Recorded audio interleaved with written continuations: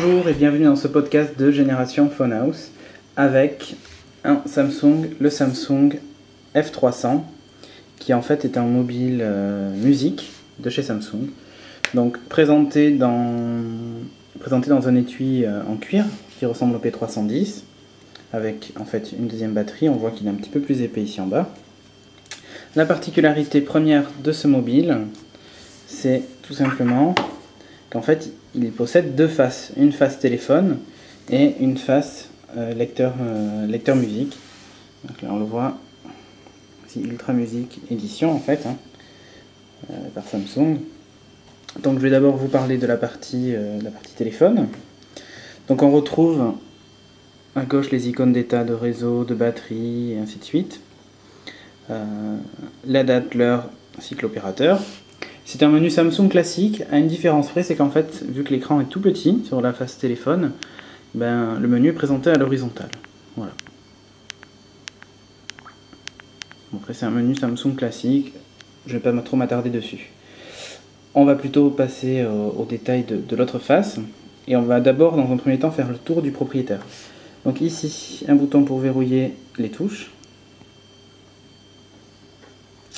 Un bouton pour basculer de la face téléphone à la face lecteur MP3. L'emplacement pour la micro SD. L'emplacement pour le casque et chargeur. Ici en fait c'est le contacteur pour la housse, pour la deuxième batterie. Ici l'emplacement pour la carte SIM.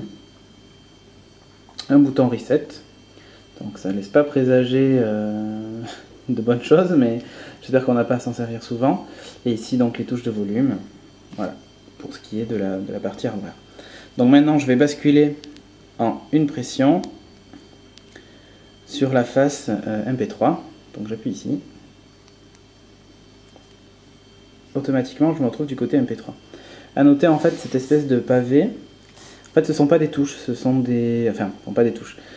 C'est-à-dire qu'on n'appuie pas dessus. En fait c'est sensitif. C'est-à-dire que si j'appuie sur cette touche-là, il suffit que je passe le doigt dessus, tout simplement pour revenir en arrière par exemple. Autre particularité, en fait, la navigation. Alors on voit des petites icônes, à l'horizontale toujours. Pour passer d'un mode à l'autre, tout simplement avec le doigt, je vais vers la gauche pour aller vers le lecteur audio. Voilà, vers la droite, je vais vers la photo. Encore à droite, je vais vers l'album. Encore à droite, la radio FM. Le mémo vocal, et ainsi de suite. Donc ça, c'est déjà une particularité intéressante. Ensuite, je lance le lecteur audio, par exemple. Donc, voulez-vous écouter la musique en mode silencieux? Oui, non. Donc je veux oui, je passe le doigt sur le oui, et ça me le valide automatiquement. Donc je vais lancer de la musique, et vous allez voir, je vais monter et baisser le volume. Donc, pour baisser le volume, je pars d'en haut et je descends. Et là, on voit qu'en fait, le volume diminue. Tout simplement, en fait, c'est fonctionnel aussi bien dans ce sens-là, et là je vais apparaître en menu, que dans ce sens-là, tout simplement pour descendre dans les menus et valider mes sélections. Voilà. C'est quand même super sympa. Je trouve que la navigation est assez aisée. Bon, il y a une petite prise en main au départ, mais c'est super sympathique, tout simplement.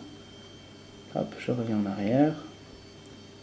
Je vais passer à la photo. C'est un appareil photo de 2 millions de pixels qui est correct. Alors à noter, oui, à la limite un petit défaut sur l'appareil photo, mais bon, c'est pas sa vocation première, c'est qu'en fait, naturellement, j'ai envie de prendre une photo dans ce sens-là. Eh bien non, en fait, la photo sera du coup tournée de 90 degrés, parce qu'en fait, il faut prendre ces photos dans ce sens-là, tout simplement. Photo et vidéo. Donc là, je vais passer en mode photo. Vous allez voir. Je vais zoomer. Alors pour zoomer, tout simplement, je monte mon doigt vers l'avant.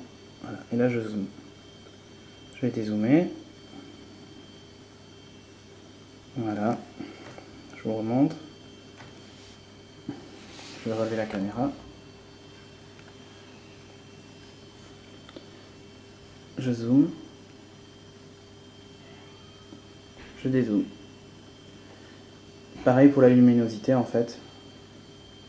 Je règle l'indice d'exposition en fait tout simplement. en utilisant la partie droite de cette espèce de touchpad en fait, comme on pourrait trouver sur un ordinateur portable. Donc je trouve ça assez novateur en fait de retrouver ce système-là. C'est assez facile à l'usage. Bon, il faut juste s'y habituer quoi. Ensuite, c'est un mobile extrêmement fin, il est extrêmement léger. On va aller faire un tour du côté de la face téléphone. Voilà. Vous voyez, ça bascule très rapidement en fait.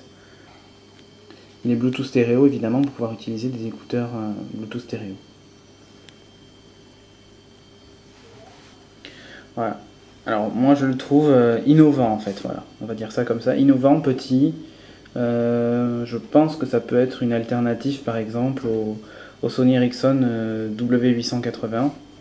Parce que là on se retrouve quand même face à la limite on se retrouve presque face à un baladeur MP3 agréable à utiliser. Bon, il y a rien à dire quoi. Et puis en même temps j'ai aussi donc un mobile avec de grandes touches. Voilà. Un regret à la limite, voilà. Pourquoi est-ce que cet écran est si petit? Car finalement là on a un gros espace avec de grandes touches, alors qu'on aurait pu peut-être, enfin je sais pas, hein, diminuer la taille du clavier et augmenter la taille de l'écran sur la partie téléphone. Voilà mon petit regret. Sinon, excellent produit que je vous recommande chaudement. Donc c'était le podcast de Génération Phonehouse sur le Samsung F300 et je vous dis à bientôt pour un prochain podcast.